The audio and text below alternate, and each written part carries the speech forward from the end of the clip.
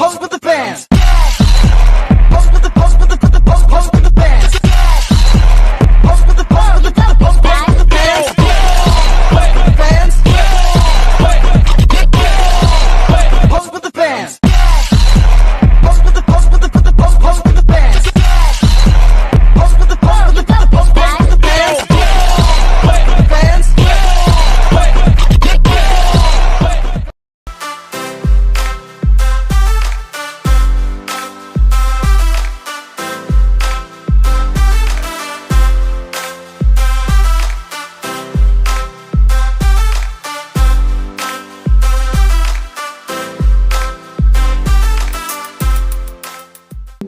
Assalamualaikum warahmatullahi wabarakatuh. Waalaikumsalam warahmatullahi wabarakatuh. Alhamdulillah wa syukurillah wa nikmatillah la haula wa la quwata illa billahil alil azim. Adik-adik mahasiswa yang saya cintai dan saya banggakan, pada siang hari ini saya diundang sebagai narasumber buat adik-adik mahasiswa yang masuk dalam mahasiswa agrobisnis, meminta saya sebagai salah satu narasumber dalam hal bagaimana terkait dengan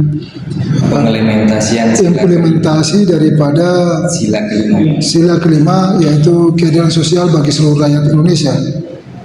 Nah, oleh sebab itu implementasi dari keadilan ini, sebelum saya menyampaikan panjang lebar, kalau kita melihat tentang keadilan sosial itu kalau dari aspek hukum berarti kita harus mendapatkan kepastian hukum supaya keadilan itu betul-betul bisa terwujud. Kalau dari aspek hukum, dari aspek keadilan, hak dan kewajiban. Hak kewajiban dari seseorang, hak itu bisa diterima apabila kita telah menyelesaikan kewajiban. Salah satu contoh pada hari ini ada mahasiswa menuntut haknya, ya, hak untuk mendapatkan suatu pelajaran. Kewajiban adik-adik sekalian datang ke sini, berarti terjadi interaksi antara mahasiswa dengan dosennya.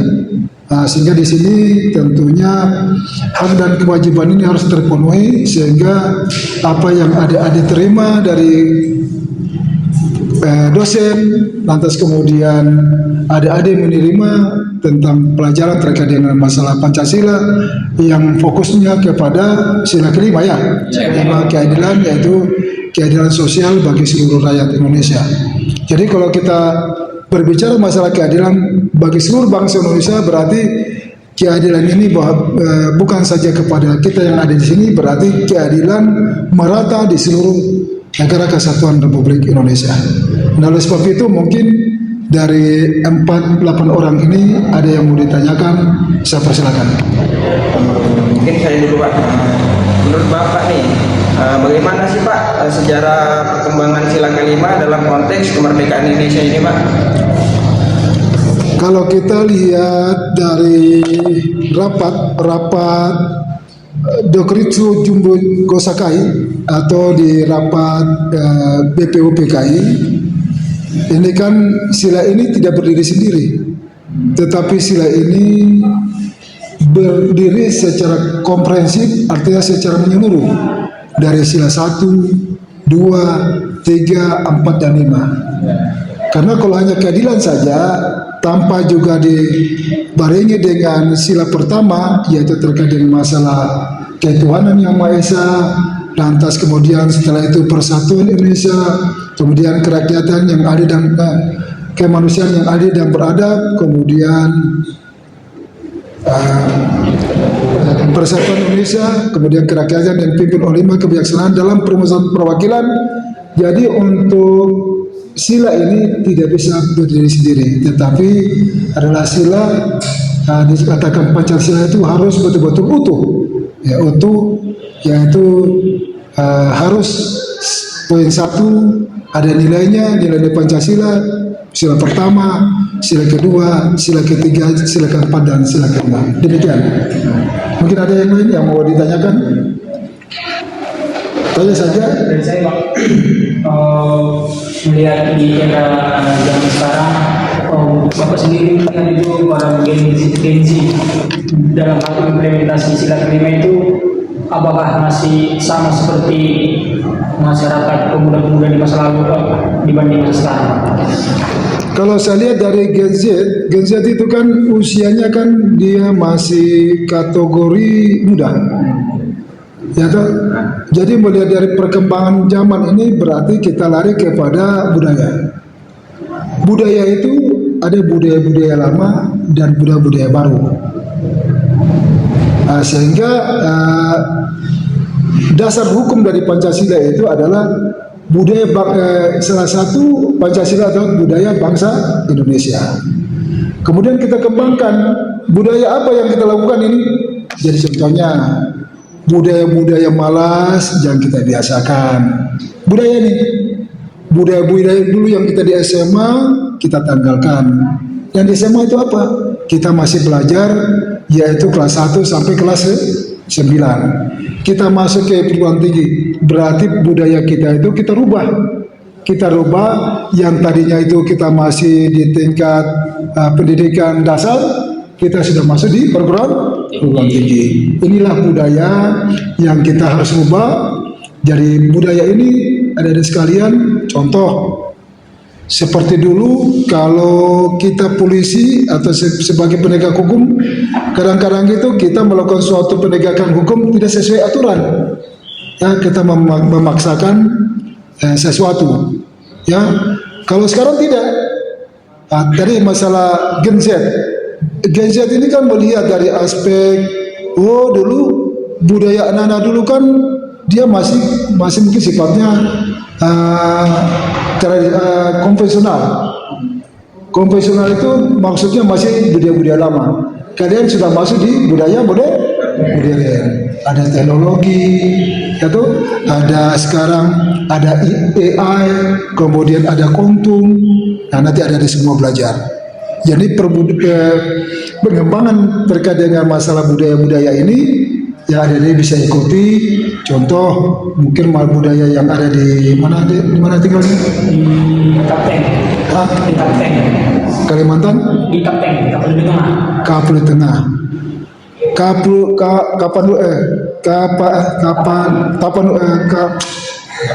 Tapanuli Tengah itu tentunya kan budaya di sana kan berbeda dengan budaya di Sulawesi Tenggara.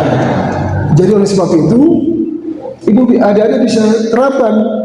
Ternyata di Sulawesi Tenggara budaya orangnya mungkin keras atau budayanya bagaimana, itulah yang bisa membedakan. Saya nggak tahu kalau budaya di Tapanuli Selatan itu bagaimana budayanya.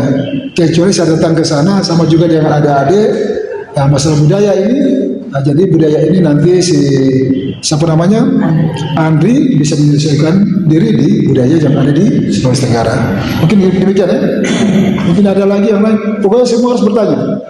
Kalau dari saya Pak, Bapak apa sih tantangan dalam mengimplementasikan sila kelima ini?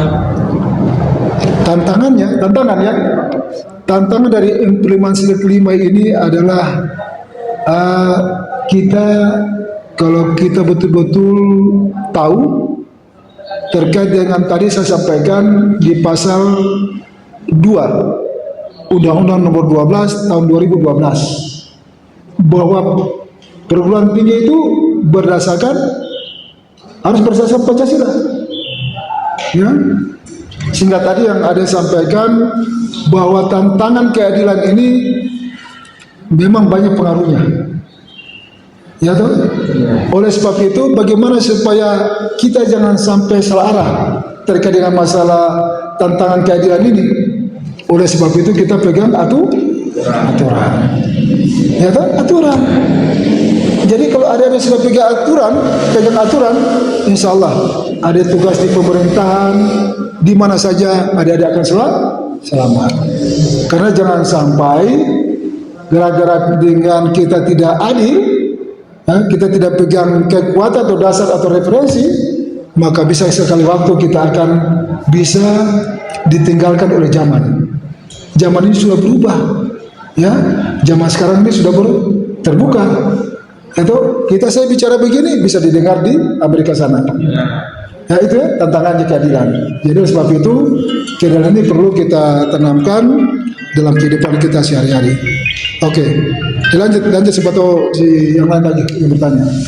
Dari saya, menurut Bapak bagaimana menerapkan sila kelima dapat membantu mengatasi kesenjangan sosial dan ekonomi di Indonesia? Ini pertanyaan juga yang bagus. Ya, dampak kesenjangan sosial ini sebenarnya ya saya melihat bahwa kesenjangan sosial ini banyak terjadi di tengah-tengah masyarakat. Atau kesenjangan sosial itu apa? Ya mungkin tidak tercukupi bahan pangan, papan dan sebagainya. Nah, oleh sebab itu ada sekalian melihat. Ya, nah inilah kesenjangan sosial ini antara atasan dengan bawahan, masyarakat dengan pemerintah harus seimbang. Ya, kita tidak hanya jadi pemimpin misalnya sebagai presiden atau sebagai menteri atau sebagai kepala daerah. Misalnya si Arga tadi ingin jadi anggota DPR, harus juga memperhatikan masyarakat. Ya toh, jangan kita saja sebagai anggota DPR justru hanya kita salah satu misalnya representatif dari masyarakat, lantas kita tidak mengakomodir daripada kesusahan daripada masyarakat. Ya toh? Jadi rekan-rekan sekalian, kesenjangan ini bisa terjadi. Kenapa tidak terjadi? Kenapa sampai terjadi? Karena mungkin kita kurang turun lapangan. Ya, jadi oleh sebab itu peran serta dari masyarakat ini, khususnya mahasiswa, harus terjun ke lapangan, yang mencari isu-isu atau mencari informasi-informasi terkait daripada apa keluhan-keluhan dari masyarakat. Contohnya, kalau si Alga menjadi ketua DPR, datang ke masyarakat yang disebut dengan apa? Kalau misalnya anggota DPR kan ada datang ke kampung-kampung itu atau ke daerah, apa? Sosialisasi. Bukan sosialisasi, apa namanya? Kampanye. Bukan kampanye, satunya lagi apa? Reses. Reses itu datang. Ini saya pelajari, saya sampaikan ya adik-adik. Ini Om ini punya pengalaman luar biasa. Ya, memang cocok kalau yang panggil saya itu. Nanti kalau jadi ketua DPR, wah saya mau reses dulu. Oh siapa tahu jalannya itu belum betul. Masukkanlah di anggaran. Oh kasihan ini masyarakat dikatakanlah di kampung ini. Oh misalnya seperti apa? Contoh, masalah lampu. Ya, kurangnya penerangan. Catat. Itu salah satu kesenjangan sosial yang ada di tengah-tengah masyarakat. Ya terima kasih nih adik Arga supaya dia menjadi ketua DPR ini. Ya.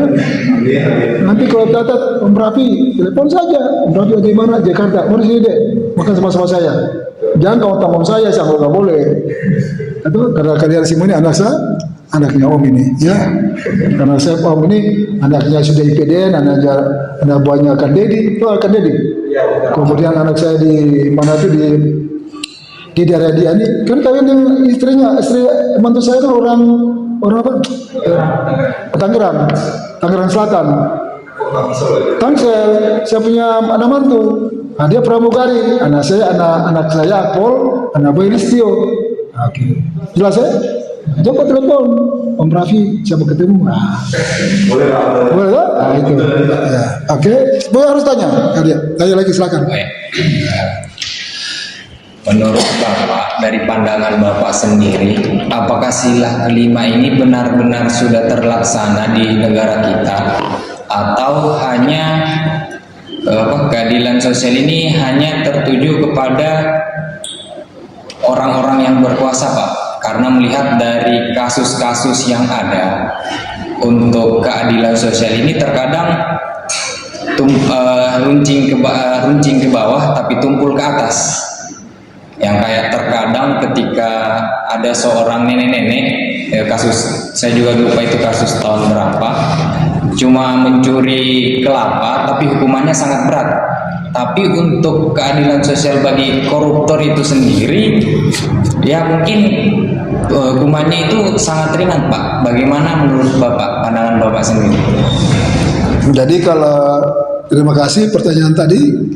kalau kita melihat terkait dengan tumpul ke atas kemudian runcing ke bawah, ini sering terjadi.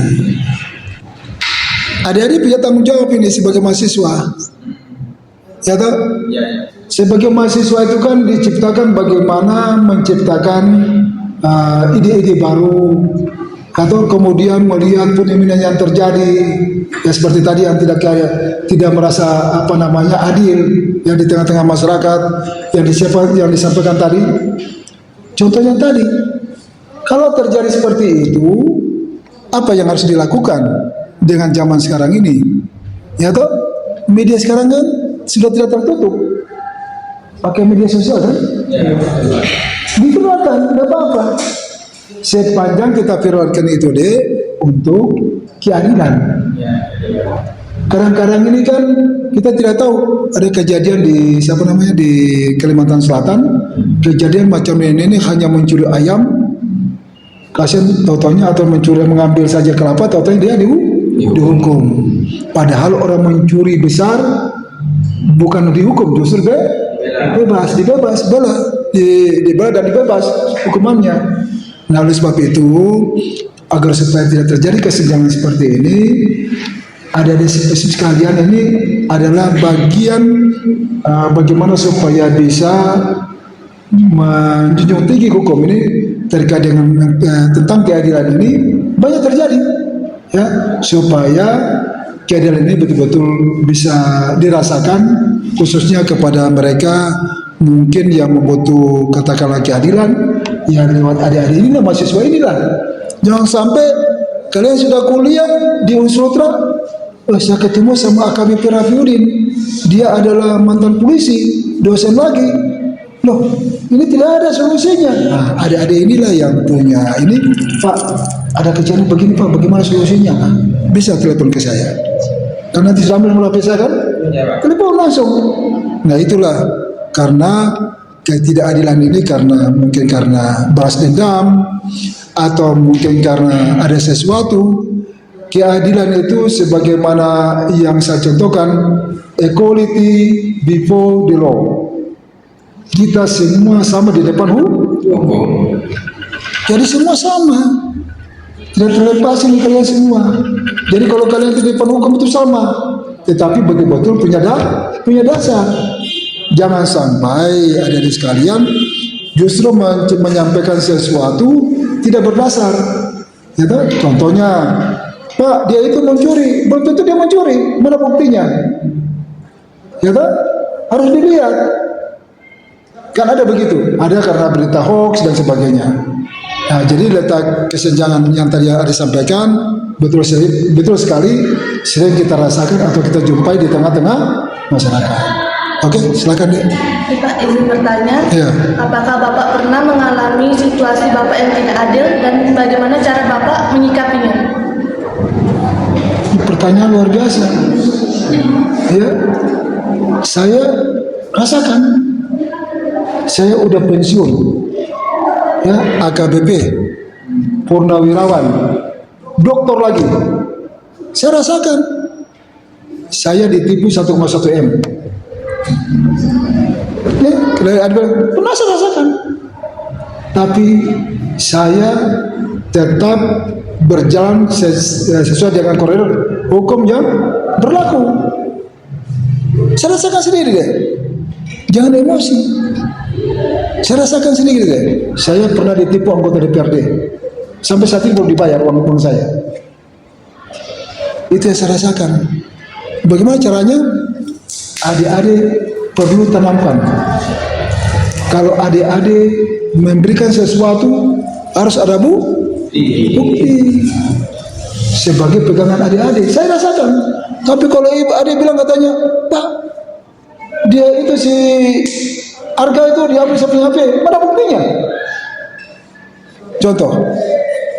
Atau mungkin kamu pergi ke sini, ada nggak surat izin atau masuk ke sini? Ada nggak? Kalau masuk kuliah di sini? Ya ada. Pegang itu buktinya bahwa kamu adalah mahasiswa dari Sumatera, kuliah di Sutra ini, supaya juga ada di mahasiswa dari luar daerah itu melihat, oh ternyata dosen yang ada di Kendari itu di Sutra itu dosen-dosen berbobot. Paham ya? Iya, belum tentu kalian dapat seperti saya nih. Ya. Nah, nanti kalian sampaikan sama Pak dosen, Pak, saya senang sama Pak Dokter Rafin, dia cocok sekali terserah kalian yang menyampaikan. Makanya saya kan datang ini saya senang. Apa saya harus dibayar? Tidak. Ini pun juga selaran sebenarnya tadi itu. Ya, selaran. Karena semestinya saya harus berikan sesuatu. Karena saya sudah cukup. Karena saya sudah akpol, sudah SPDR, saya sudah pensiun, menikmati hidup. Ya, kemudian saya mungkin, ya saya tidak tahu di penghujung hidup saya. Ya toh? Jadi ada 3 amalan yang perlu adik-adik tanamkan dalam hidup ini. Ada 3 amalan yang tidak terputus. Yang pertama amal zuriah, ilmu yang bermanfaat. Kemudian yang ketiga adalah anak yang soleh. Iya, harus tahu. Saya kemarin dipanggil di Jakarta kemarin. Ya, ada apa kegiatan kemarin, ada deklarasi Institut Perguruan Tinggi Jenderal Besar Soeharto. Saya diundang, saya berikan, ya saya sampaikan begitu. Kalau kita punya niat tidak bagus, yang jelas ya pasti akan tidak baik. Nah, jadi itu jadi pegang tadi, sabar, pegang aturan, referensi, ya dikuatkan dengan bukti. Ya, jadi ada bukti segitiga itu, ada korban, ada pelaku, ada bukti. Paham ya? Nah, jadi kalau kalian itu, kalau kasih orang uang itu jangan kasih aja Pak, ngambil entah. Jelas? Jelas. Nanti pergi sekolah di sini, Pak saya mau ke sekolah, mana buktimu ini Pak?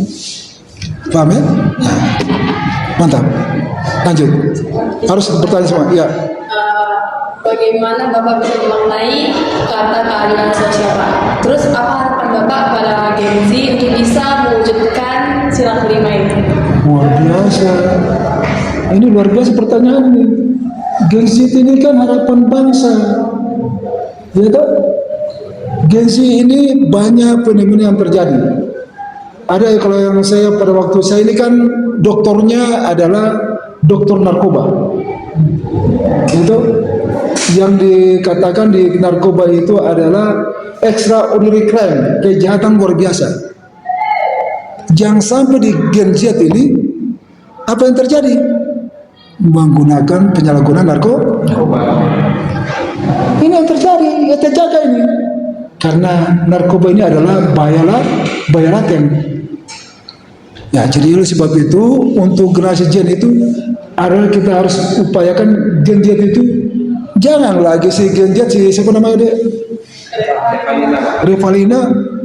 Jangan sampai om ini 2 bunga, kamu masih 1 kuning, mau turun. Ya kalau kamu sekarang S1, usahakan S2, S3.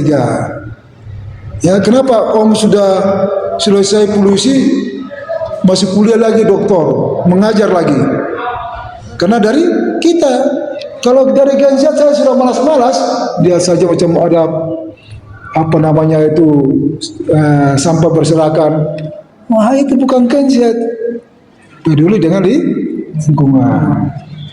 Dari Gen Z itu salah satunya bagaimana memberikan yuri toladan kepada pertama lingkungan kita sendiri, kemudian lingkungan sekolah, lingkungan kerja kita, ya sehingga betul-betul Gen Z itu punya arti bagi kehidupan kita di sekitar kita, ya di sekitar lingkungan kita, kemudian di sekitar pemerintahan maupun di tingkat kalau kita bekerja.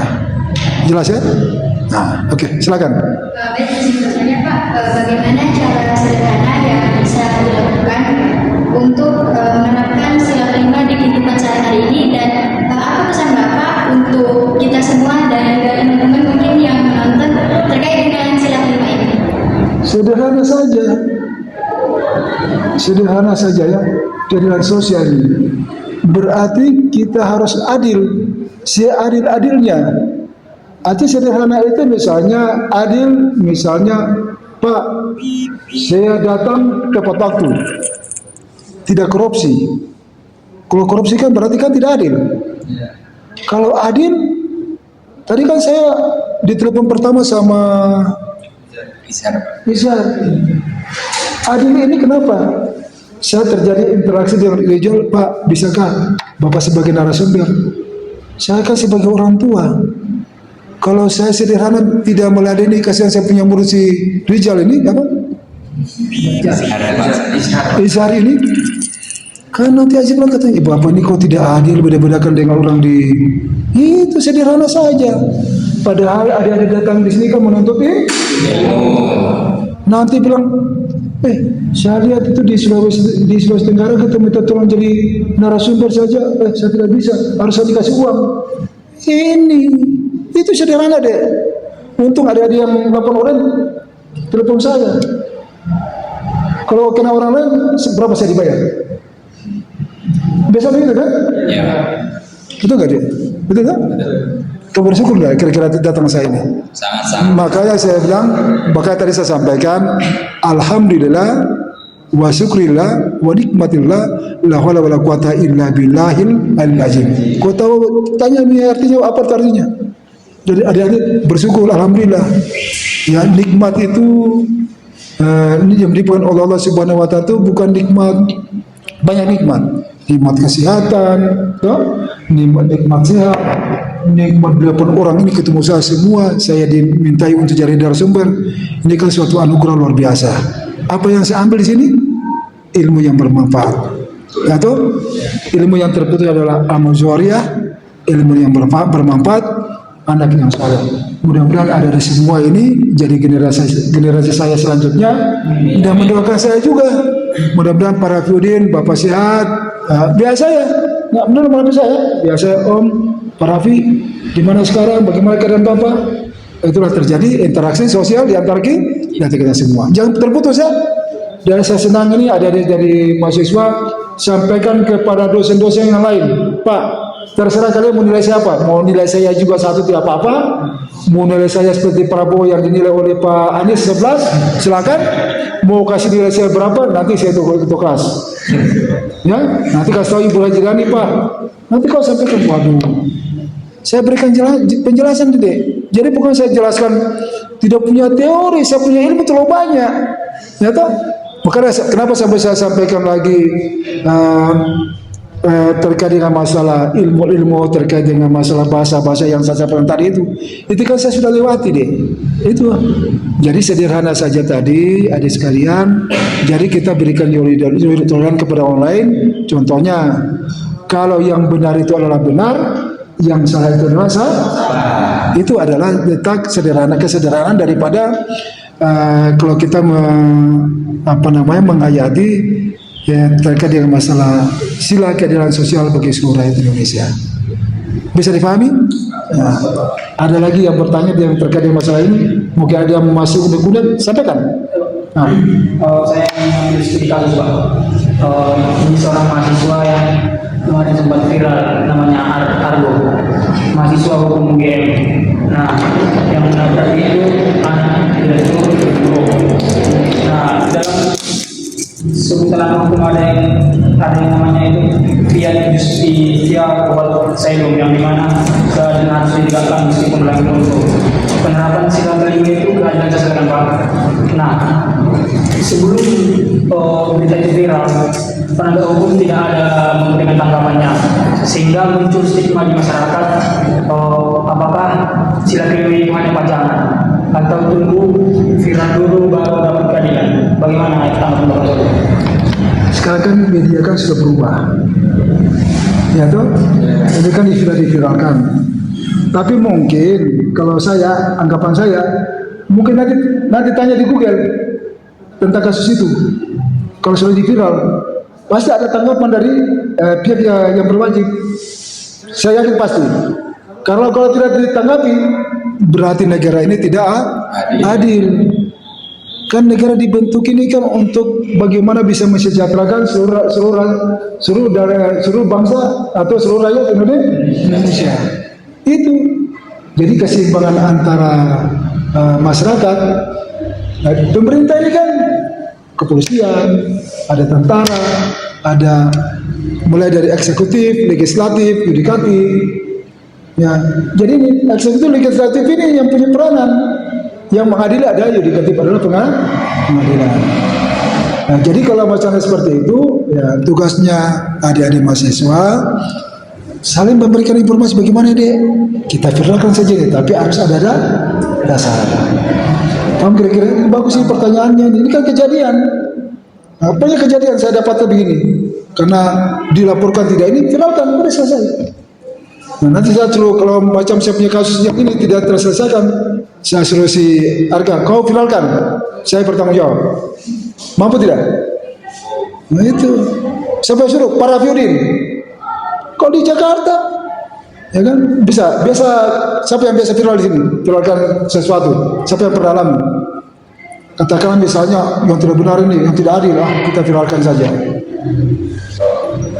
Ada pernah alami tidak? Ada semua. Saya kembalikan. Ada yang pernah melakukan ini atau yang pernah alami seperti ini, ada nggak? Teman-teman atau bukan rekan-rekan semua atau ada mahasiswa atau teman-teman lain pernah dia lakukan seperti ini atau tidak?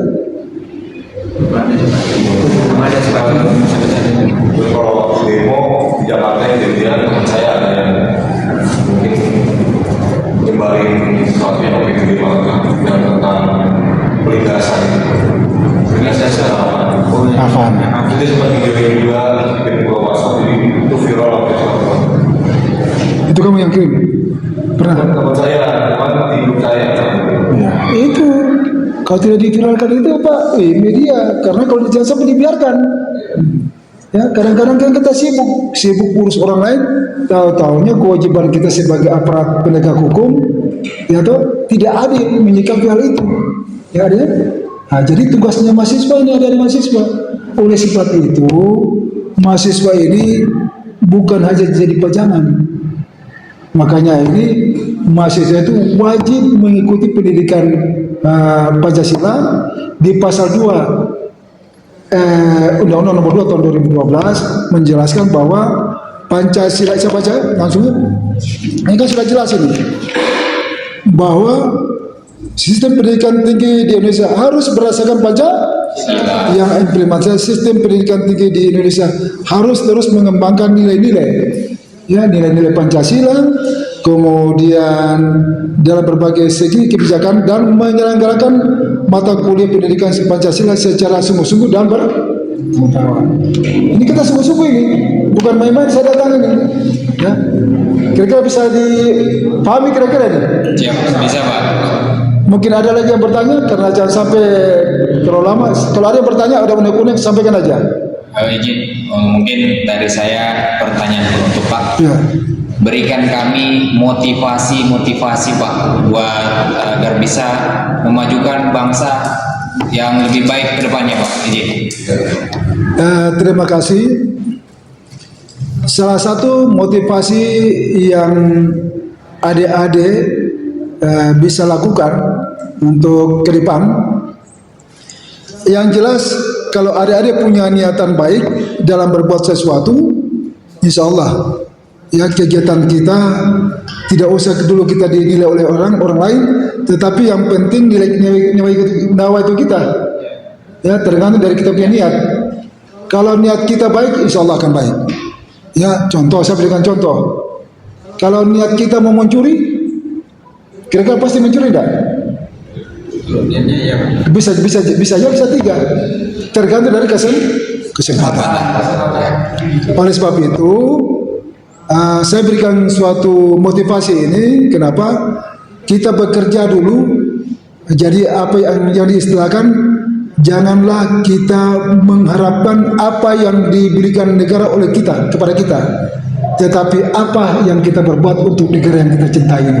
Paham? Siap, paham. Itu yang perlu utama. Jangan sampai adik-adik mahasiswa jadi patung. Paham ini? Iya. Jadi saya sampaikan tadi, saya ulangi, jangan kita mengharapkan apa yang diberikan oleh negara kepada kita, tetapi apa yang kita buat untuk negara yang kita cintai ini. Ya, apa yang kita berbuatlah yang sebaik-baiknya. Jangan sampai lagi kita sudah jadi mahasiswa justru membuat provokasi atau melakukan suatu kegiatan yang justru akan mengganggu ketertiban dan keamanan masyarakat. Paham ini? Siap, paham. Saya kira ini dari beliau penutup. Mungkin ada lagi?